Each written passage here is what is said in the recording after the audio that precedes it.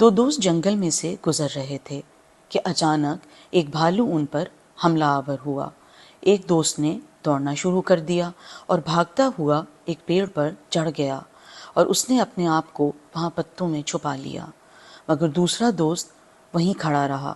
اسے کچھ اور سمجھ میں نہیں آیا، اس لیے وہ زمین پر لیٹ گیا جیسے کہ وہ مردہ ہو۔ بھالو نے اس کے پاس جا کر اس کو سونگھا۔ اس آدمی نے سانس روک لی تھی۔